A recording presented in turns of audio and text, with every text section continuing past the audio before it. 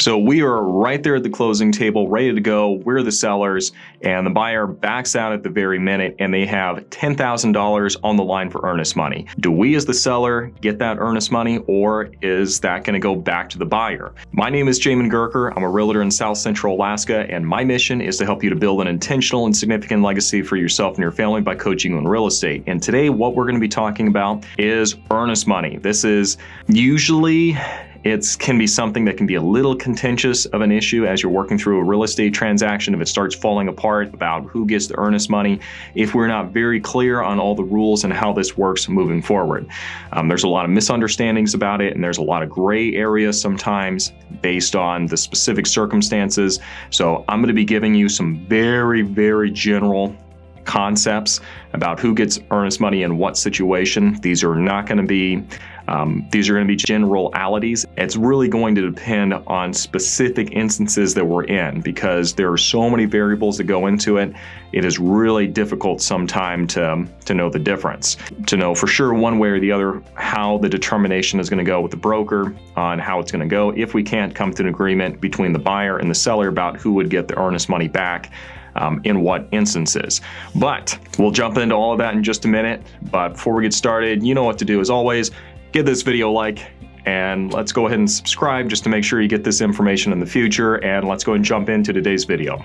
So first off, I want to say that in the state of Alaska, the way that the purchase and sale agreement is written and the way that the law is written, it heavily favors the buyer in getting the earnest money back.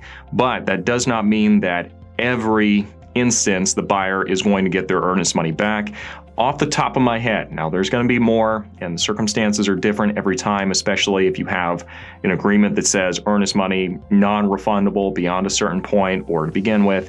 But there are three big instances off the top of my head that really stand out. Number one, if the buyer has a change in their financing and they don't qualify and they don't notify the seller that they're financing, they can no longer get financing, and they just don't tell the seller. At that point, yes, earnest money, the way it's written in the purchase and sale agreement, would go back to the seller at that point. Now, this is why it's so important if you're the buyer and something happens with your financing, you can't qualify for the property now, you go and tell them immediately for this reason. The second way that you can lose your earnest money as a buyer, and you can get it if you're the seller, is if the buyer does not object to a material fact about the property within the time frame that they have to do it. This really does come up during the due diligence period. So the due diligence period is where they can write the report, or they get the report back, where they can make their repair requests and submit the inspection report to us, and also they can have an agreement on the property, or they can walk away. If they miss the timeline by which they can have an agreement or they can walk away, and they don't have something in writing saying, hey, we agree, or hey, this is not going to work for us now. If they let that go, then no, technically they don't get the earnest money back, because you'll usually have about 3 days when you find out a new material fact beyond the due diligence period. If it is 3 days after that and you haven't made a request for it, or an agreement hasn't been had on what's going to make it satisfactory to the buyer, then at that point, not very likely you're going to get your earnest money back. It's very, very unlikely, because usually it's going to be, that 72 hours you're going to have to make it work or walk away. You don't have forever to try to make a big deal out of it. And really what this is designed to do is prevent situations where you have somebody that knows about the roof, the entire transaction, and then at the finish line, they try to say, oh, well, you got to pay for the roof now or I'm going to back out.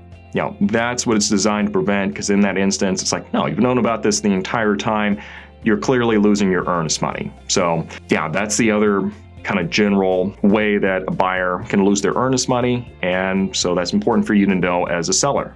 Now, the third way that the buyer can lose their earnest money, you can get it as a seller, is if the buyer backs out at the very last minute. Like, let's say due diligence period is over, the appraisal is in, title report's all good to go, we're like really set to go to close, and then they just back out, and they still qualify for the loan, and there's no new material fact that's popped up. Like, it's not like if you're at the finish line and you go in there and you see pipes have busted And okay, that's a new material fact. They can totally back out at that point. Or they get a new report showing, hey, the soil is eroding along the river, and that's a new material fact, and we're going to back out now. We're going to keep our earnest money. So it's not that.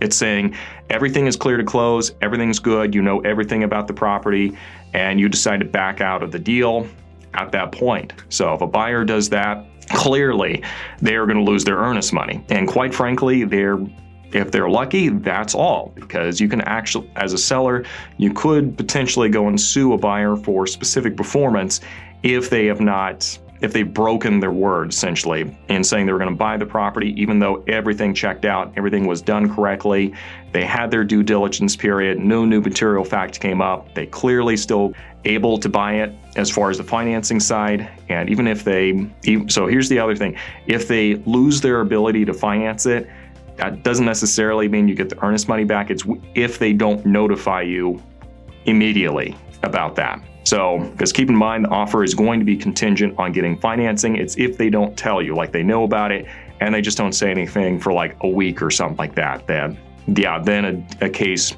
could be made at that point, I would argue. So these are kind of some general scenarios in which you could certainly make a very strong argument you can get the earnest money back. That doesn't necessarily mean all the time that is the way that it's going to work or the way it's going to be interpreted by whoever the parties are who are involved in the transaction, or who the deciding broker is on the other side. Let's take a break here real quick. If you've been watching, you do know that I have a seller guide I offer to people who are considering getting their property on the market in the near future. If you're just trying to get an idea for what the next steps are for you as you're deciding what it is that you need to do reach out to me on my website down below. When you're registering, just put seller guide in there so I know what to send you. Now, let's go ahead and talk about some little known details that is associated with earnest money, and that, quite frankly, I see get misinterpreted even by realtors up here as well.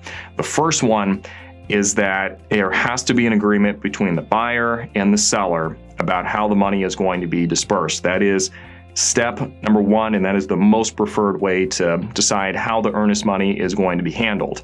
It is usually on the termination notice, and on that notice it's going to say earnest money to be refunded to buyer in whole, or earnest money to be given to the seller. Okay, that is usually going to be the two ways that it's going to shake out.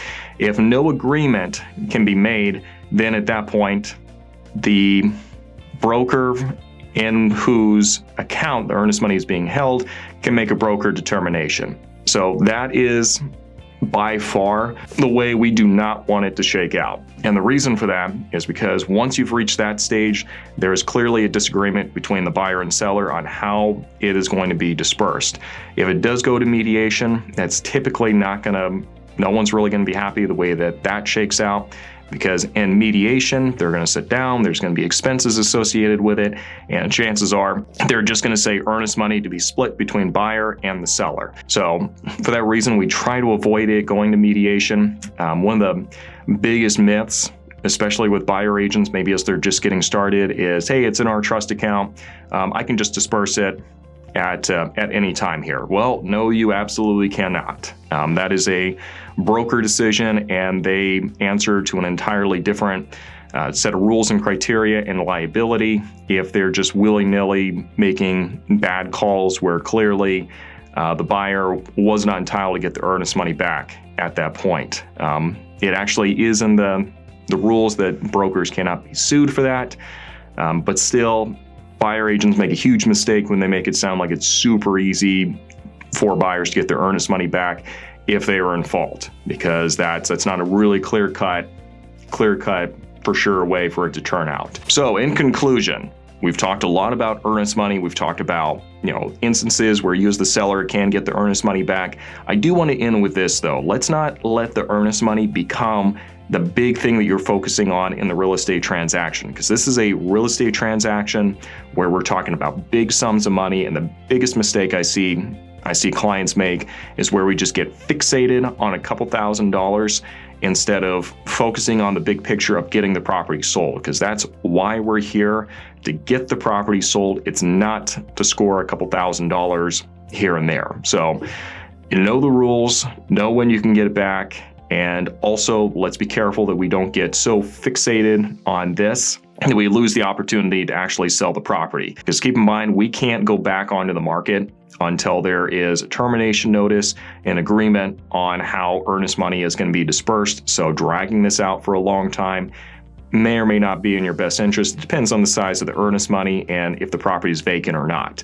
So, I sure hope this is useful for you. This is a very gray area in a lot of instances, and it's going to be kind of a case by case. These are general principles, and even these general principles can be influenced by the factors of the specific transaction that we're looking at. So if you're a broker, this is a lot of what you do is really trying to untangle all the issues and variables involved in these earnest money distributions and disputes.